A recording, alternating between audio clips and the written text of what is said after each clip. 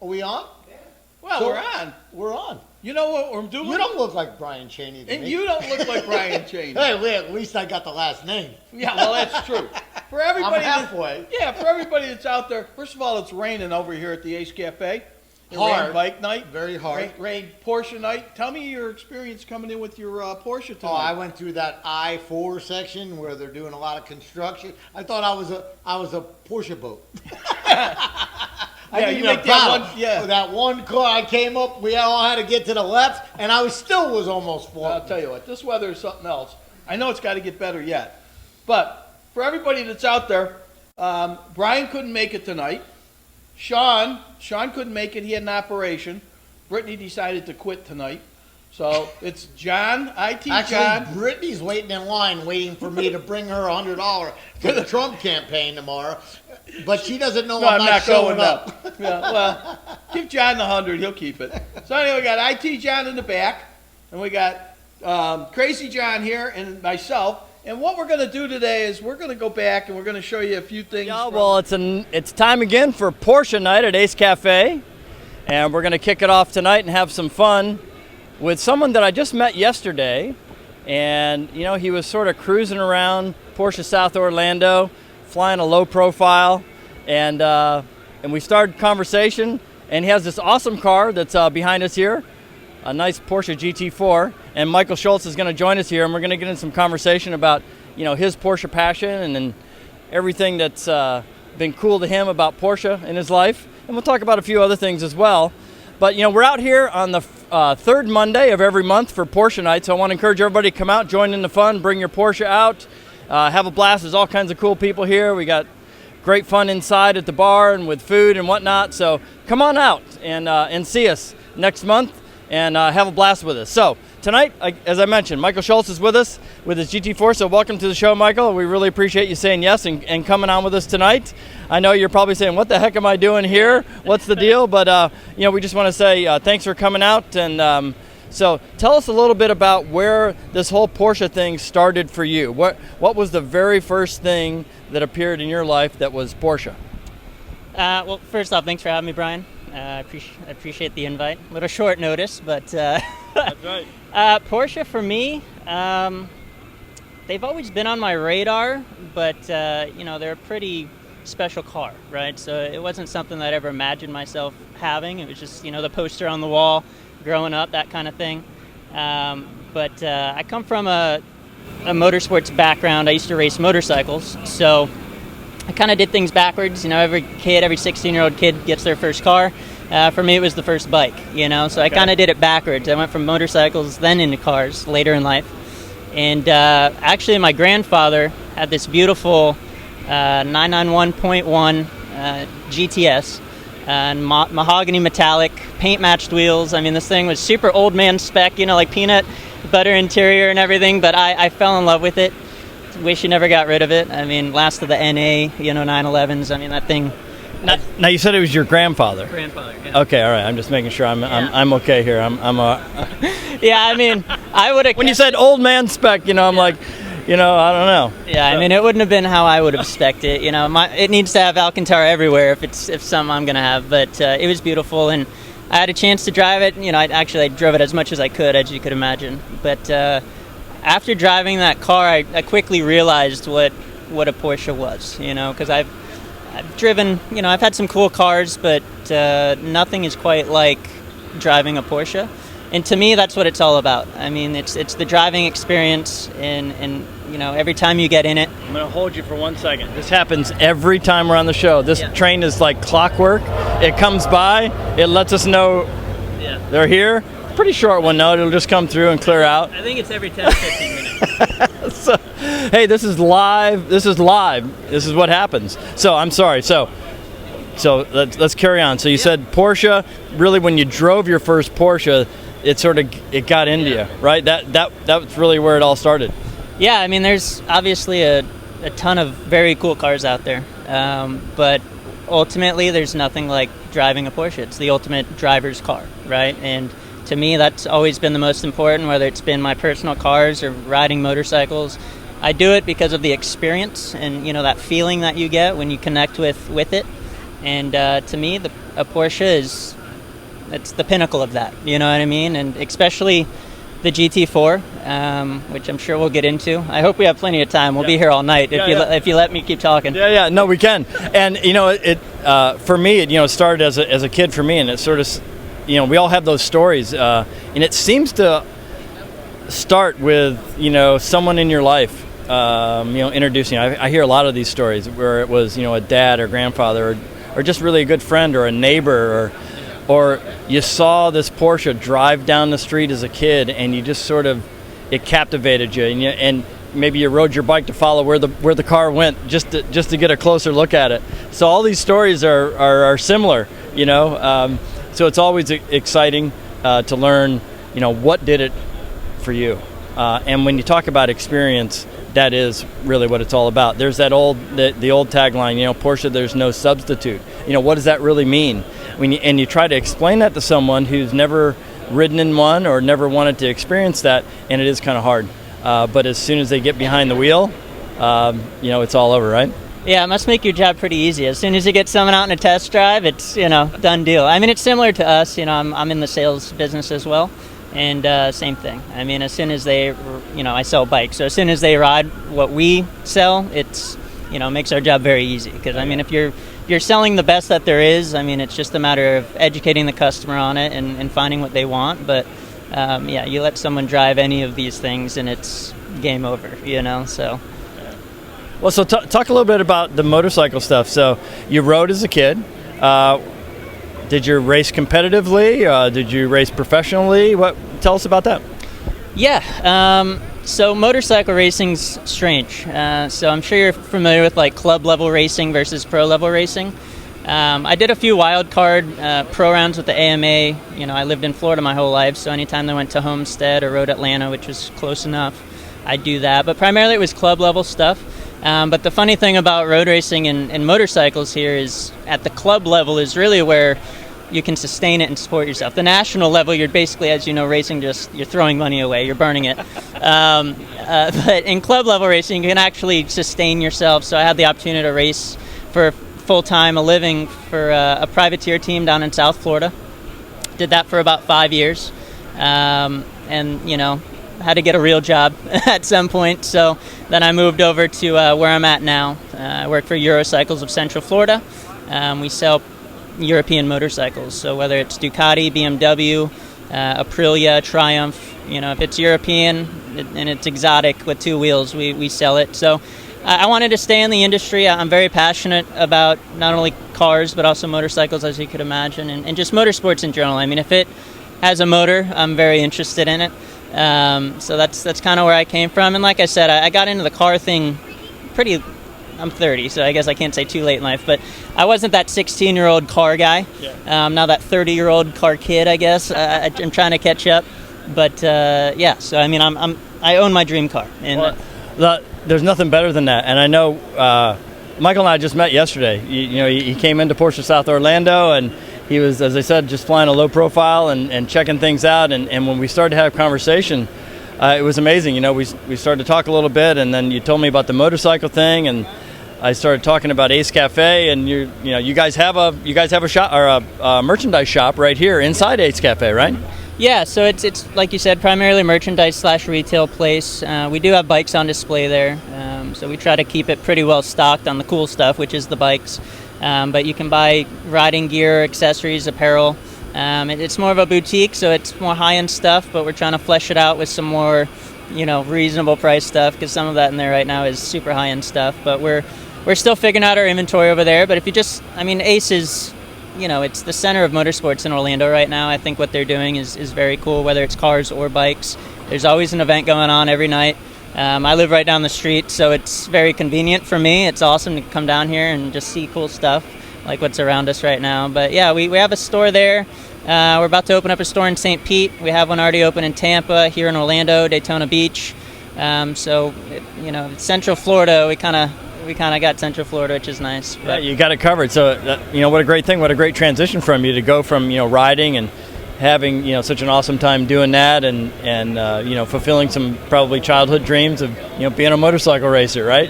And then you're able to sort of parlay that into what you're doing now. kind of similar paths that we've taken. I spent a lot of time in another industry before coming into Porsche here just recently, but the Porsche's always been in my blood, since the 70s. So that's a lot of fun. All right, so let's talk a little bit about the car. How did this one come your way? How did you make the decision to get involved with a GT4? You gave a little spills there earlier as to why maybe this particular car, but let's hear a little bit more about that.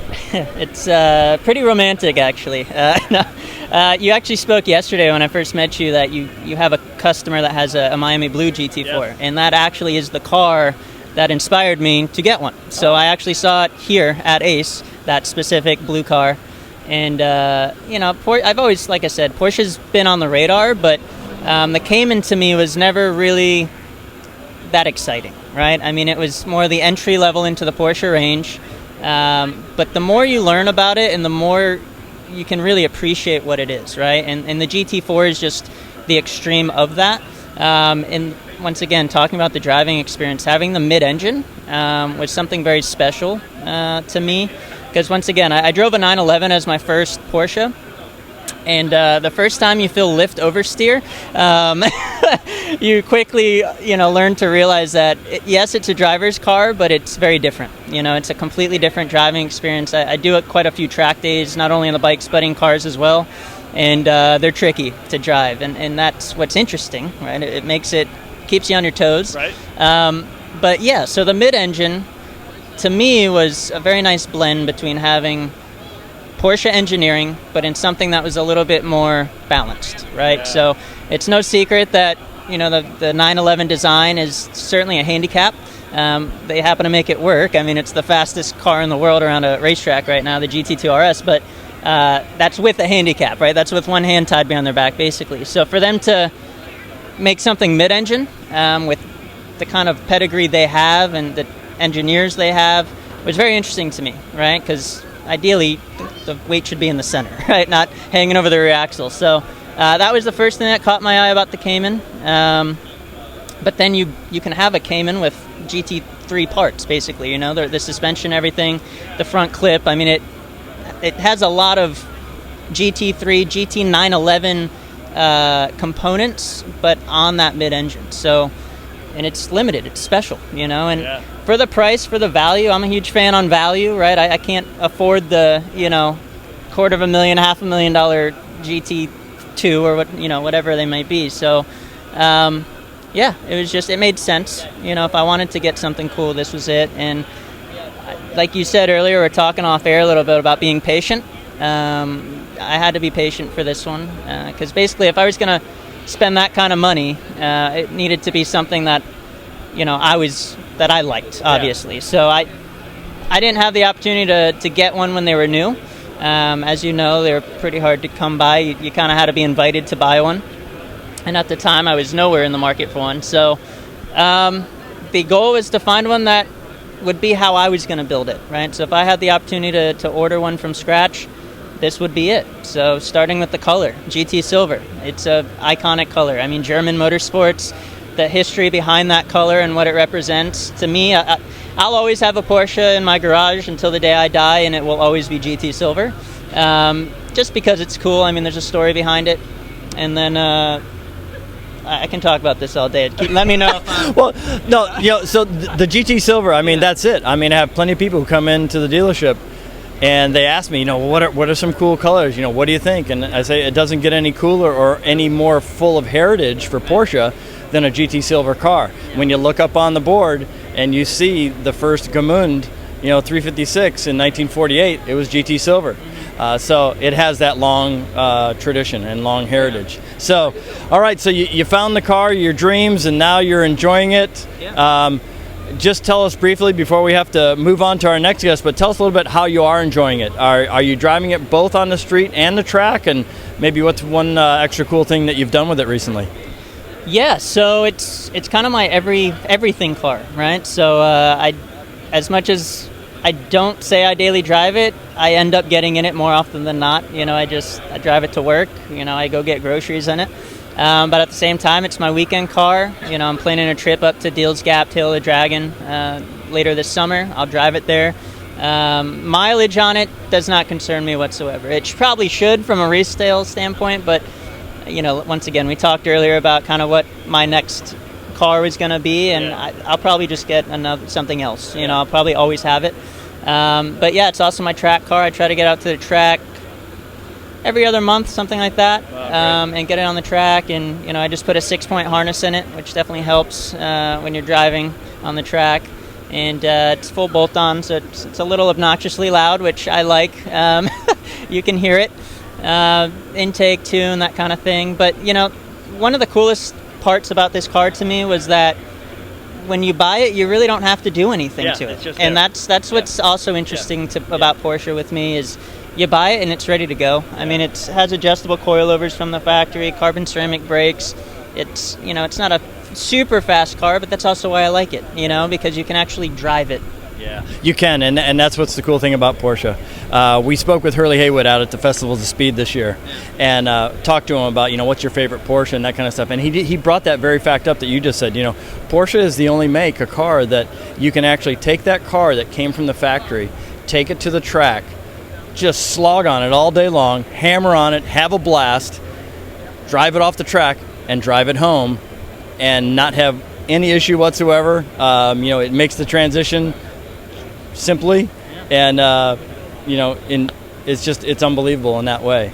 Well, I tell you what, first of all, I wanted to say thanks for coming on with us. It was yesterday that we met for the first time, and as soon as I started to mention that, hey, I got a slot, I got an opening, and you were all in, so I think that's pretty cool. I hope you enjoyed having the conversation and sort of the Porsche fellowship out here tonight. I'm sure that there's plenty of people who are really enjoying looking at your car out here. I can tell you that for sure. And you met the 6-point harness. That's probably a big transition for a motorcycle guy, right? Like you didn't have to deal with any of that when you're riding bikes, right? Yeah, I mean, on a bike, you're moving around a lot. So, when you're strapped into the car, that is very odd, right? I mean, it's all here and on your feet. So. But it's the only way that it happens. In a car like this, it's got the performance, it's got the braking. You couldn't stay in the seat unless you had your harnesses on, so it's the only way you can drive the car, right? All right, well, Michael, again, thanks so much for coming out, talking with us, sharing the Porsche passion with us. Such a great thing to have people just jump in the seat and feel comfortable like you do. I want to wish you all the best at Eurocycles. I'm sure you guys got a lot of cool stuff going on over there all the time, so I want to tell people, go see Michael and his team at Eurocycles, whether it be here at Ace Cafe or the other stores. You can find all their information on eurocyclesoforlando.com. Is that correct? We have multiple websites, but the easiest would be eurocyclescentralflorida.com, or CF. But yeah, from there, you can, wherever you live across Central Florida, we have you covered. So. And we can follow you on social media too, probably on Instagram or those things under the same brand? Yeah, just look up Eurocycles, it'll pop up. Okay, all right, great. All right, well, thanks, Michael. I really appreciate you coming on. Your car, okay? Sure. And then we'll get to all the other stuff. Gotcha. This car, again, this crazy thing about you and Brian and our car and our family, right. All these same years. It's unbelievable how this has all come together. Maybe tell us about how this car has come to your ownership. Where did it start? Where did this whole thing with this 89 start? I tell you, it came from a very special guy named Jim Henson. Okay. Jim Henson was the CEO of the Dr. Phillips Foundation. And he ran it all, did it all. He was then chairman of the board of everything related to the Dr. Phillips Foundation. I was blessed to have him as a buddy from the University Club downtown. Okay. And so he had 2 Porsches that I admired for years. One was an 87 white Carrera cab, non-turbo, and then this car. Okay. And one day, I would see him driving the white 911 often. Every once in a while, I'd see the red Targa. And I'll be honest with you, at that time, I didn't really realize that the Targa was a car that only 105 had been made in the world, 45 for the U.S. market. I had no idea about that. I just liked the Porsche, the 930. And there's obviously stories as to why when we were younger, what got you into Porsches and into cars like that. But Jim and I used to see him. I'd go out and work out every afternoon at the University Club for years, still do. Great club, by the way. Cool. We just built a new building, you know, right where the old one was. Loving it. And, you know, I saw Jim. He was shooting pool as usual. I said, Jimmy, I said, I see you've got the turbo here. I said, man, I haven't seen that car in a long time. He says, well, you better take a good look at it. And I said, why? He says, because I sold my white Carrera last week to a wholesaler. And I said, you sold the white one? And he says, yeah. And he says, and the wholesaler is coming today at 3 o'clock to buy this car. And I said, really? And I said, I remember looking at my watch and saying, okay, well, it's 11:30. And I said, so he's coming at 3. And I said, okay, Jim. And I said, listen, you know I love that car. You've heard me for years. Knew him at Alworth. He was a member there for many, many years. I'd see him around there. And he said to me, he goes, well, what are you thinking? And I said, well, Jimmy, I said, and nobody called him Jimmy. I did, just to call him Jimmy.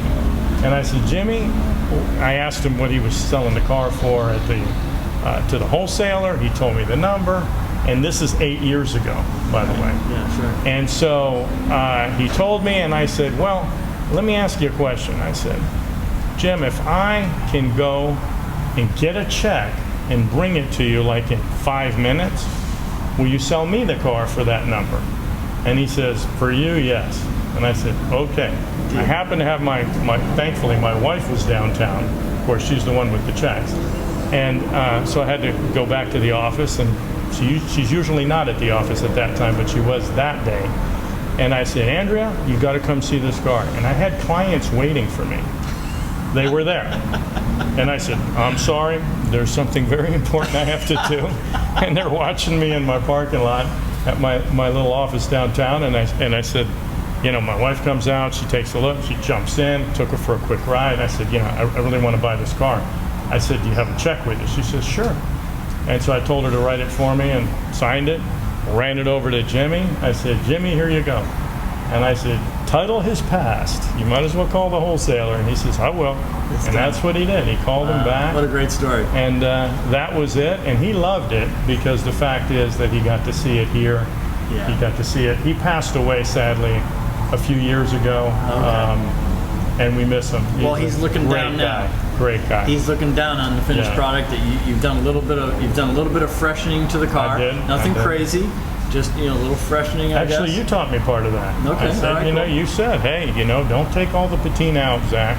Yeah. Leave some of the patina. Yeah. I left it in the seats. I had them just, you know, shall we say, freshened. Yeah. Took some of the dings out. There was not many of them, but there was 4 or 5. Yeah.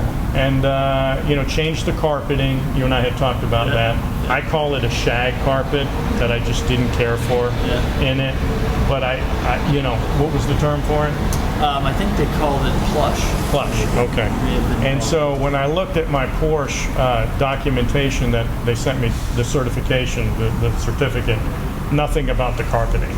So I tried to stay with that, and I actually tracked the car down. It was sold from a dealership in New York, and I actually called the fella in New York, the biggest. Sadly I don't remember his name, but it was one of the bigger, if not the biggest, Northeast Porsche dealer up there. And I talked to him a few years ago, and I said, "Do you remember selling this Targa?" Of course, at that time, I had figured out, or at least found out, there was a guy that I saw at a million Barrett Jacksons, and a number of Goodings and auctions that I go with Brian actually often, so he can make sure I don't make any mistakes. And so we go up there, and I called this guy, and I said, just before I bought the car from Jim Henson, and I said, listen, I'm getting ready to buy this car. Actually, I've done the deal already. What do you think? And I told him, I said, it's a 1989 930 turbo Targa. And I remember he says, you mean a hard top with a sunroof? And I go, no. He says, you mean a cabriolet, like a convertible? And I said, no. I said, I do know the difference between a Targa and what you just said. And so he says, are you sure it's a Targa? I said, yeah. So I took a picture. Actually, back then, I guess, did we have those cell phones? And sending, I don't know, but they weren't quite like that. I think they were, to the point where we were. But I remember getting him some sort of photo, and he's like, oh my gosh, he says, that's a Targa. You realize that's a really rare car. And of course, it was a big mistake calling him. Yeah. Because the guy drove me nuts for the next year and a half. Oh my gosh. I got this guy, I got this guy, I got this guy. And I said, look, it's my friend Jim's car. I promised him that I'm going to keep it and take care of it. And to be honest with you, I just enjoy it very, very much. So again, it's one of how many again? It's one of 105 total in the world. And 45 were built for the U.S. market. And even though it's got, as we know, the dual exhaust on there, it's normally that's a Euro car. Right. But that's the fellow that bought it. He was, and interestingly, I am Greek, as you know, Stumbos. And the guy that owned it up there in New York and bought it was also Greek. No kidding. And he owned some restaurants up there. And he bought it, and he got some of the factory upgrades. The exhaust, and you can, if you see the front the front spoiler on there is really from a slant nose. Yeah. But all that, I was thinking about taking it back to the original, and the Porsche seller, the dealer up in New York, said, "Yeah, don't do that." Yeah, he said that's how it was bought.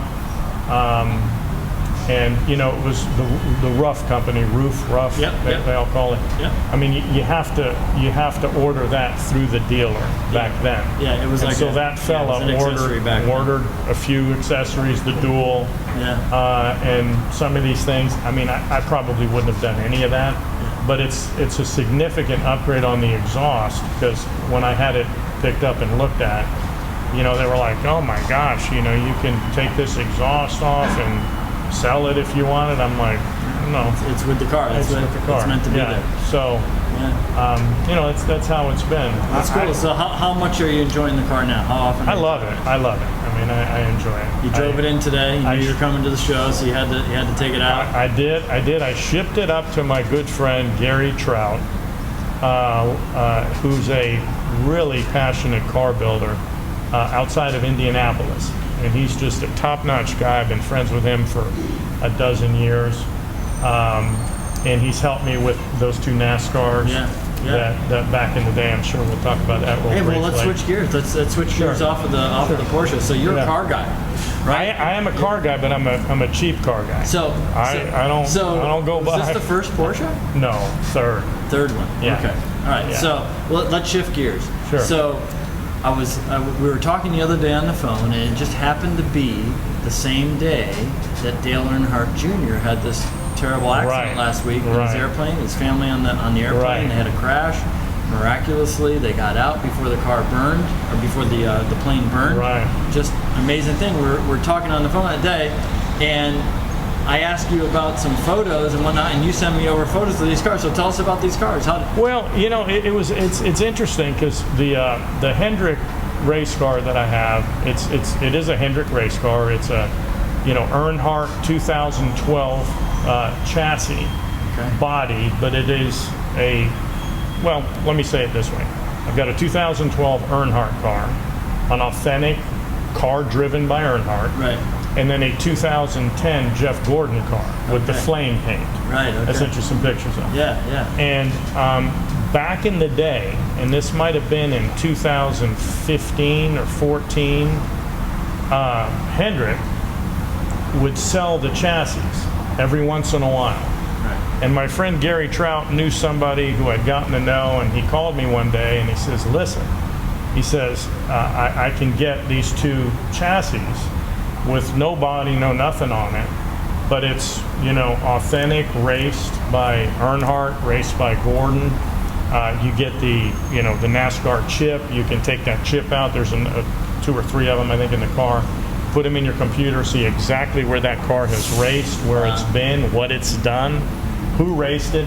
The Earnhardt car is a special car, because when he first had his concussions that, of course, led to the end of his racing career.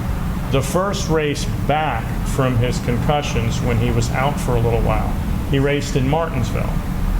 And in Martinsville, he was doing really well. And towards the end of the race, he had a small accident in that car in Martinsville. And that's the chassis that I own. Wow. And it wasn't even that much money to buy, to be completely honest with you. And I said, yeah, let me, But you had to have somebody put a body on it I for you? did. I had to have my buddy Gary Trout from GT Performance Group. He says, listen, we can build it. You get it, we can build it. And I said, okay, well, let's do that. And so we did the body, and we actually, there's two, the Nationwide series, there's an SP2 motor, which is an easy motor. You can buy it crate, really just like a Ford 289 or whatever you want, and you can take it out of the box and plug it in. And so Gary said, no, we need to build the true NASCAR motors for these cars. I said, really? And he had not built any R07 before, but he's got some friends with Hendrick Motorsports, actually, I won't say any names, that helped him and helped us get the right parts. And we actually built two R07 motors, which are NASCAR ready. You can go racing. Now, of course, we couldn't port the heads quite perfectly like Hendrix. Those are secret. They won't give us that information. They wouldn't give us that information either. So we had to do the best we can. And we ported the heads and did the best we could. And they're authentic racing cars that are really, really special. So are they for show, just for well, have you had any opportunity to take them out? I haven't taken them out yet because once they sit for a while, you've got to get the valves redone. There's pressure on the valves, so you got to have them rebuilt, which I plan to do. And at some point get them out on the track a little bit. But you can run in the historical races with them. That's why people love them. People want them. I hope they likely will end up in a museum. I think is where they kind of belong. Well, that's awesome. Well, they're in your museum right now. They're in the my house. So you've also had a special Corvette, a 1972 Vet, I think it was? Yep, I've got an LT1 72 Corvette, yellow. That's a new addition, I have to say. Beautiful car. It's a one of, I believe it's 242 of them.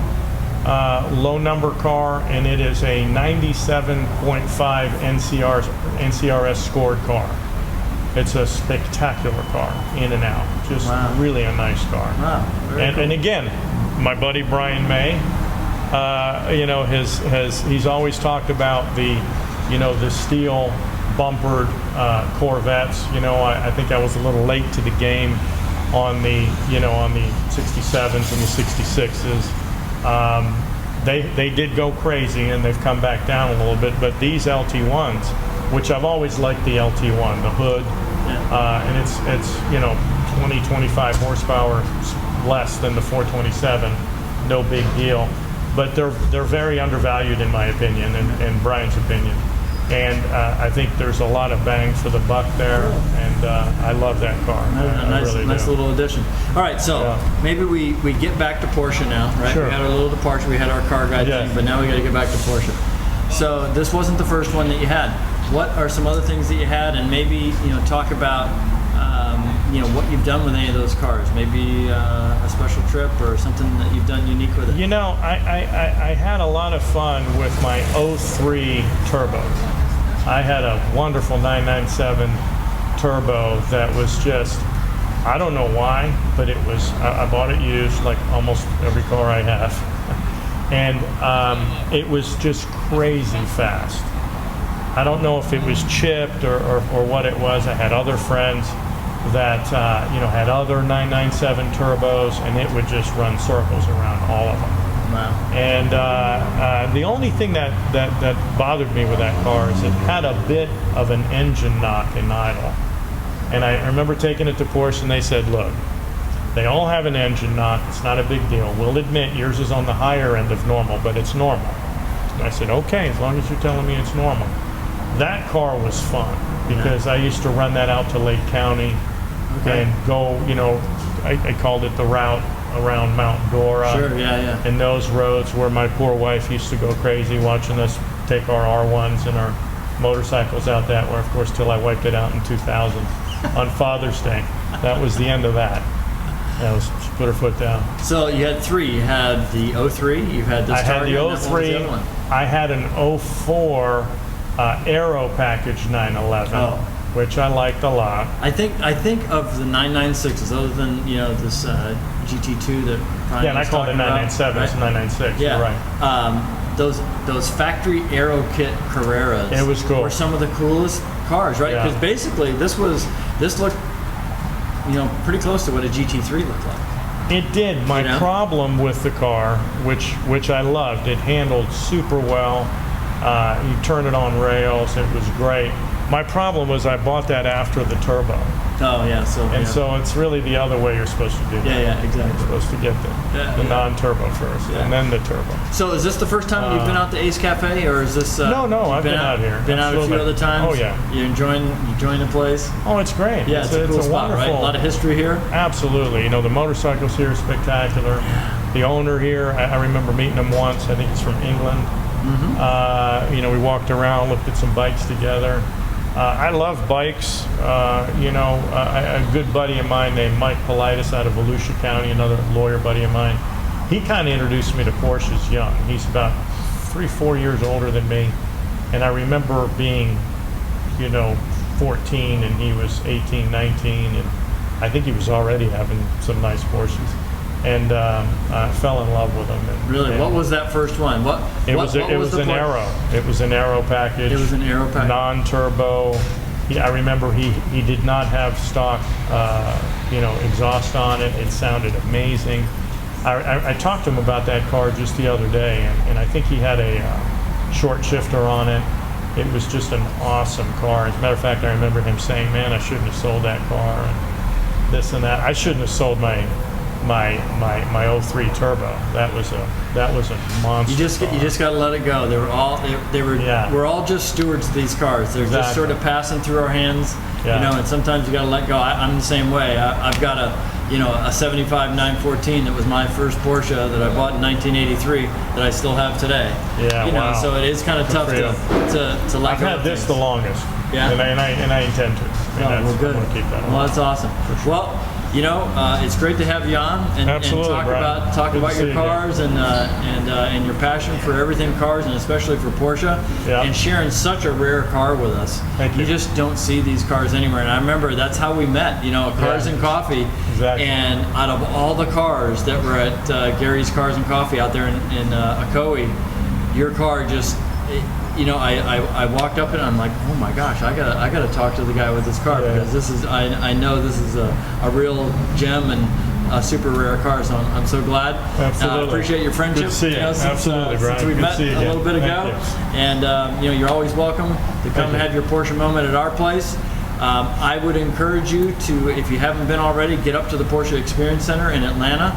If you haven't been there already, I can guarantee you'll have an absolute top-notch time visiting that place. Yeah. It is just Great idea. An absolutely fantastic facility. You'll learn a lot about Porsche. You'll see all the latest and greatest of Porsche. They have Porsche Classic Workshop, so they're the only Porsche factory restoration classic workshop in the U.S. there. Hey. I mean, there's classic partners around, but that is the place that if you want to have Porsche restore your classic Porsche, they do it for you right there. Awesome. An amazing operation. Just to see everything there is well worth the trip. So get yourself up. So you see what rolled in behind us here is a very special Porsche, and we have two special folks joining us. Thanks for having us, Mark and Brian. Diana Kessler. That's right. Welcome to our little show here, guys. Thanks for saying yes, for coming on and Absolutely, our pleasure. sharing your car with us, and hopefully we're going to learn a little bit more about how you guys got involved in this Porsche thing. You bet. Right? You bet. So I'm sorry we got to pass a mic between the two of you here. We'll let the pretty lady talk first. Is that okay? Okay, yeah, Okay, that's here good. we go. Because I can see there's something in her eye she wants to tell me. And I don't know what it is yet, but we're going to have some fun doing it. So how did it all start for you, Dana? How did you get involved in Porsche? What's your first memory of Porsche? My first memory starts at a very young age. I've always been intrigued by the Porsche cars, the models, and my goal was for my first car to be a Porsche. I wanted a 911, but I couldn't quite get that because I wanted to get it with my own money that I'd earned working. And so I said, okay, well, I can't get a 911, but I'll get a 944. So that was my first Porsche. I was 16 and was very excited to get it. And it was champagne with black interior, and it was a great first car. It was a manual, and I remember my dad's like, well, you got to learn how to drive it. And I said, okay. So my dad's an engineer, and he was like, you got to listen to the engine. He wasn't quite giving me like the easy way to learn how to drive a manual. So my next door neighbor was really into cars too, and he's like, let's go see your car. And I was like, yeah. I was like, but it sucks. I don't know how to drive this thing. And he's like, oh, all you have to do is do this. Anyway, next thing you know, it was easy, and was having fun with my new car, and was really excited to have. So how long did you own this 944? Not long. But I got another one after that one. So I had it for about, I don't know, 4 to 5 months, and then I got a black one after that one. Well, Nancy, who was just on before, I don't know if you saw her, but she's a club member with the PCA, and she does a lot of cool things. I believe her first Porsche was a 944 as well. Really? So you guys have something in common. Maybe you didn't realize. You know Nancy? I don't know her, and I'd love to meet her. You guys will have to you'll have to talk about your first Porsche stories. Yeah, I would love that. So that's cool. So 16 years old, first Porsche. First car. Yeah. That's amazing. Yeah. Now my first Porsche came 1983, and I was 18. Okay. So and it was a 914 for me. So. It was a really great car to have, and I was happy to have it at such a young age too. So. All right, so it started at 16, and you were just off to the races after that. So what are you driving these days?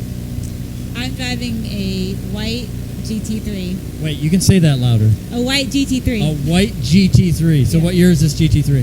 2018. 2018 GT3. Are you kidding me? Unbelievable. It's my dream car. Well, hey, that's I don't want anything else. It's my dream car. What's your favorite color, Brian? Okay, what's your favorite color? White. Okay, so you got it. That was it. Yeah. Okay, cool. So you're living the dream in the GT3. Yeah. Okay, how long have you had this car? A year and a half. We got it in January of 2018. Okay. Yeah. All right, so January 2018. So what's your best memory so far with this car? Well, when we picked it up, that was really fun. Hurley Haywood signed the inside of the hood, and that was really fun. He did, wow, yeah. That's so that was cool. really cool. Yeah, he's a great guy. Actually, yeah. Mark and I met him. The first time was at the Birmingham Barber Motorsports. He taught us in the Porsche Masters Plus class. Oh, very cool. All right, so it was just that first day. Well, that's great to hear. That sort of warms my heart. Well, it's the excitement of getting it. We built the car together. Mark and I did, and to finally see it, and just the whole emotion of it was just an awesome day. Something? Yeah, it's a special time, right? Yeah. That's awesome. Yeah. All right, so Mark, where did Porsche start for you? This is a Porsche partnership here, right? So this goes pretty deep to 16. Did she beat you with the first Porsche? She definitely beat me. Nice. My first car was an SUV. I was always an SUV guy. But my first experience with Porsche was when my dad ordered one, went to the factory with a group of about 40 guys. It was a 964 Guards Red Carrera 4 Cabriolet with the beige camel interior. Nice. So my dad got that in 1989. It was a 1990. And let's just say I did a little bit of joyriding on that in high school. Right? We did a little bit of... I don't think my dad's watching, so it's okay. But literally... So he beat me to it. Yeah. But we actually picked it up in Germany. No kidding. So you did a German delivery? We were living in Europe at the time, so we picked it up in Germany, did the Porsche factory experience, and at the time I was 16, so I was 16 as well. Now in Europe, you have to be 18 to have a driver's license. Right. Let's just say I was 16 and doing some driving through the Alps of Europe, so I was extremely lucky to have that experience. And I just learned to drive a stick shift on a Peugeot 309, which is a Peugeot 309. That's the only stick I'd driven before driving this Carrera 4. Wow. So anyway, I have a lot of memories in that car, and Dad and I did a lot of trips in that. And actually this weekend, tomorrow morning, this car is leaving at 6:30, getting shipped to the Blue Ridge Mountains up in North Georgia, and I will be up there this weekend with my dad, kind of reliving some memories of childhood. Oh, so, well, that's great. yeah. I know. So this isn't the first time that you've headed up to North Carolina. Is it North Carolina? Well, Georgia, North Carolina. Georgia, North Carolina. Right there So on it's the not border. the first time that Right. you've gone up there. So tell me a little bit about this group. I've heard a little bit about this. Yeah. What can you tell me? What's the name of the group, and what do you guys do, and Right. all that kind of stuff? It's a group I actually found just by, you kind of follow these rabbit holes on Instagram, a picture, and like this picture, and found out there's a group out there called Smokey's GT. I went to their website, and it's basically a group of all GT owners, and it's a group that donates and does charity for cystic fibrosis. So all their, proceeds go to support cystic fibrosis, and a bunch of GT car owners get together. So Diane and I were up in, we were based up on Lake Chattooga in Hiawassee for 3 days this past spring. And we had a little bit of rain, a little bit of sunshine, but it was 124 GT cars there. Wow. It was a fantastic so experience. what a palette of colors. Yeah, and it was excitement, amazing. right? Yeah, with all these cars. And the guys that put this together, it just started out with some guys just having fun one weekend up in the mountains, and now here you got 124 cars. There are people from Seattle, Washington, California, New Jersey, New York, all the way down to Florida. So you had cars from all over the United States get together and obviously share a like mind, a camaraderie, and good times. And so it's about the driving, about the social event, of course. They raised $750,000 for cystic fibrosis. Wow, that's fantastic. So it was so you have great fun. And so anyway, Diane and I are going up, do another little event with about 8 cars here in a few weeks. So I'll leave it up there in the mountains for a couple weeks and go up there again. Wow. So, here in Florida, we don't have too many mountain roads. I found a few of them, but you got to head up there. Not quite as much So what's fun the deal? Is someone in cahoots with the local leaders, the mayors, the sheriffs? You pay them off to stay away. So let's just say they gave them a nice little donation. We didn't see any cops for 3 days up there, but no, it's very organized. They obey the most traffic laws, and they're all about safety, having a good time. There are a lot of rules, and if you misbehave, you're out of the group. So everybody, is there for a good time. But let's just say they plan like 20 routes, 15 routes for all 124 cars. So some people went with groups, some people did their own thing. So anyway, we made a lot of great friends. Actually, one of our local Florida members here connected me with organizers and got me in with them. So we donated a hotel stay at our Grand Bohemian Hotel in Asheville for one of the donations. So that was fun too. So anyway, it's a good event. We'll do more of those. Well, so tell us a little bit about the business. I know you mentioned that a little bit earlier. So what's the business? Tell me a little bit about Kessler Collection. Yeah, so we're a family business. We're owner, operator, developer of luxury 5-star boutique hotels. We have our own brand called the Grand Bohemian. We're affiliated with Marriott through the Autograph Collection. We actually launched that for Marriott in 2010 with 7 of our hotels, and now that brand, they call it a soft brand, is up to about 110, 120 hotels across the world.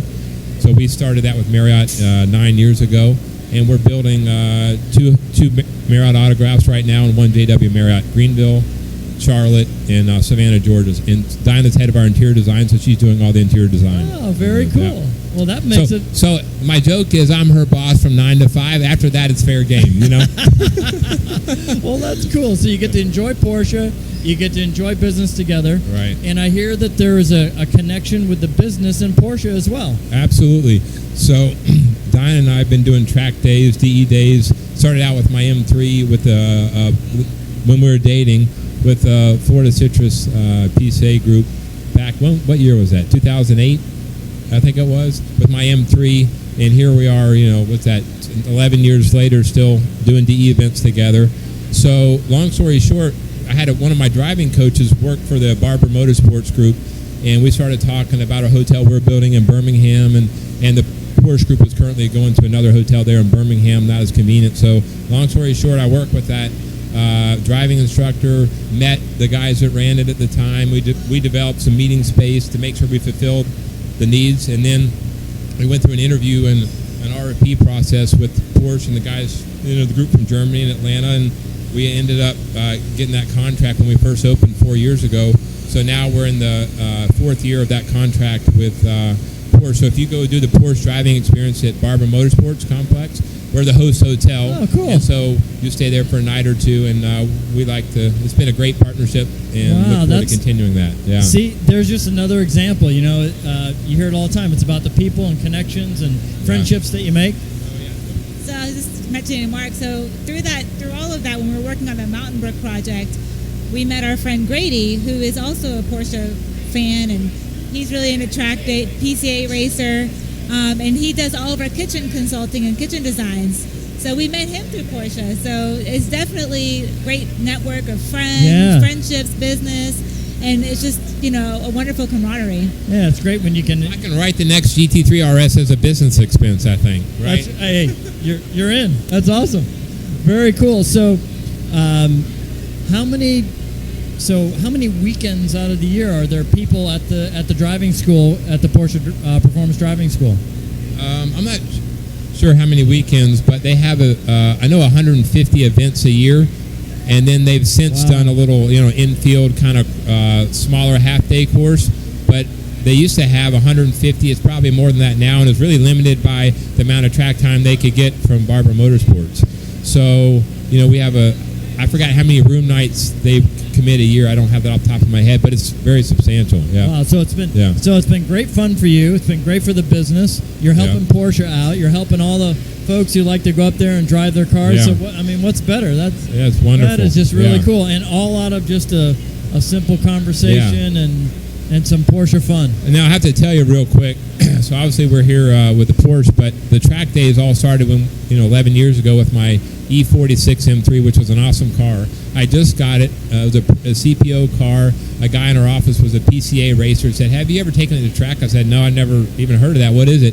So about a month later, I did a track day with the Florida Citrus Club in my E46 M3, and I had that car for 4 or 5 years, and did all the upgrades to it, and couldn't go fast enough, brake hard enough, and I kept hearing guys talk about a GT3. That's the best track car you could have. So okay, I guess I need one of those. How do I get one of those? So I worked a little harder and traded in sold my E46 M3 and found one in Texas pre-owned. I wanted it as a track car, and so we got that car December 2012, and we had that car for I think 6 years. So we actually sold it right before we got the white 2018. We put 8,000 track miles on that car. Wow! Never skipped a beat. Skipped a beat. So what color was that car? It was black on black. Yeah. Black on black. Yeah, and it was a track car. I already had the seats, the roll cage. Oh, then I had 3 sets of wheels. I had the OEM wheels. I had I had 3 track wheels. I had black wheels with it, red wheels, and then satin like a platinum. So depending on what kind of mood I was in. So that's where all the track stuff for Porsche started. That's where it started, and that car was just. And we had Ron Zitza was our coach, fantastic coach, and of course she was his favorite between the two here, of course, naturally. But he was a great coach to us and really got us comfortable with that car. I said, hey, look, this is a totally different car, so I wanted to get a coach, and so Ron was our coach for many years. Okay, so the 2 cars you have now, are these co-owned, or is the white one yours and the red one his, or what's the deal with that? It depends who you ask. What's that? It depends who you ask. Okay, well, I want to hear it from you. Well, we share everything, so okay, good. I suppose it's a shared thing, but okay, cool. The car knows who loves it more. Well, perfect. So, who wants to tell me about this GT3 RS and how this came to be? Was this a dream car, or did this just sort of fall in your lap kind of situation, or how did it all happen? Are you ready for a good story? What? Are you ready for a good story? I'm ready. So we had only had the GT3, the white one, for about a year. Fortunately and unfortunately, our office is directly next door to your dealership. Oh, and that's where a you shame. work, That's right? a shame. So I had a couple construction tours, and I'd always told Chris, it said, we call it Mark's other office. it's my other office where I go on lunch breaks. So if you need anybody to work for free, I'll work for free over there. Anyway, I would go over there on lunch breaks and whatnot. Anyway, a buddy of mine was over there one day, and I had told Chris months before that, I said, Chris, if you ever get any GT3 RSs one day, I'd love to possibly, acquiring one. So my friend was over there visiting a friend on a Friday morning about 11 a.m., And he sent me a text message. He was near my office. I said, "What are you doing?" He goes, "Oh, I'm visiting my buddy over here at the Porsche dealership." I said, "All right, I'll be right over just to say hi." So I walked in to say hello. Chris is standing there next to my buddy. He's like, "Mark, come over here.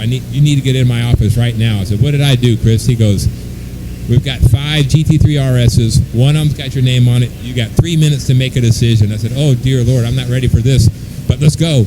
So needless to say, I had to be white, right? He had a silver, 2 whites, and a red. Of course, we're sitting next to a red one. So the long and short of it is, I talked to Diana. After I'd done a bunch of research, I confided with my buddy Grady. He's like, do it, you know? He's like, do it. Like, huh? Who? Oh, her brother said do it. And Diana got in late to the game. I came back to work with a big, huge smile on the face. She knew I was up to something. I went and showed her the car. She said, "I don't know, that red's a little flashy. I don't know. You know, we really want white." I'm like, "Yeah, the white's not quite my build, so we'll just forget about it." She called me a half hour later. She goes, "Babe, I know you really wanted that car. You should just get it." Needless to say, we kept her GT3, traded her, gave her mom her Mercedes, took her mom's Mercedes in on trade, and that's how we got and this made it car. happen. And there we go. Friday afternoon, signed the paper for this, and isn't that awesome? It was an innocent Friday morning when I woke up. You know, it's difficult to buy one of these new, right? Absolutely. I mean, they're in such short demand. Right. You know, everything's got to be aligned. Can you imagine 5 years ago even that you would have the largest Porsche dealership known to man right next door to your office, and that scenario would play out, that you would find that car at a place like that's just it's unbelievable. It is unbelievable. And when I drive to work every morning, we share the same driveway with you guys. I just have to look the other way when I pull in. Yeah, my everyday driver is a Cayenne, which I love that car, and it's a perfect between a sport utility, obviously, and a sports car. Yeah. So this is just like the weekend fun car. But yeah, I just have to usually keep driving. But I come see you and see the team over there, and Tom and everybody, but yeah, it's definitely nice to have it over there. Wow, what a great story! That is just so cool. So, anything else that you guys want to share about your Porsche experience? You've done a lot of things together. It sounds like, with these cars, with people. Is there anything else that you guys like to share with us that's something special that, maybe it'll inspire somebody or just, put a smile on somebody's face? I think it's the friends that you make and the friends you continue to make through this, like through the ownership of Porsche and the experiences that you have together, the lifestyle of it. There's just something about it that it's just like the people that you meet are usually very humble, and they have a true passion for cars. It's like they don't have it because the name. While the name is a beautiful name, it's for the passion, the love of the vehicle that we get to drive. It's so much more. It's and just creating those memories together, and That's great. I can feel it. I can see it. That's awesome. It's in there. That's awesome. Well, thanks so much, guys. I just can't thank you enough for coming on. It's always fun to talk to people who are passionate about the brand, who are just having a blast, with their cars and with people. So we hope to see you around the deal. Maybe we'll see you around the dealership. You bet. Another Absolutely. time, another day. You will. I see him around there more, so stop in, say hello to us as well. He's making me work all the time. Okay, well, all right. I'm stuck in the office well, working you gotta when work he that comes out, and plays with you guys. You got to work that out. All right, guys. Well, again, thanks so much for sharing the car with us. What a great backdrop. Look at it. I mean, we got these monitors out here, and we can see it. Check that out. Isn't that pretty cool? Very cool stuff. Very cool. So I think that's going to wrap us out of this month's show. If you're ever in the Orlando area, we're out here on the third Monday of every month at the Ace Cafe. The Ace is just a tremendous place to come out and share bikes, cars, and rock and roll. There's always something going on at the Ace, whether it's Porsche, whether it's motorcycles, whether it's hot rods, it's Fords, you name it, it's happening out here. There's great music, great food, and great fun. So, tell your friends about Ace, tell your friends about Porsche Night, and until next month, we'll see you next time. Thanks. Ready. Everybody join The adventure and enjoy the ride. See you in Thanks, 2 weeks, everybody. everybody. 2 weeks. Take care.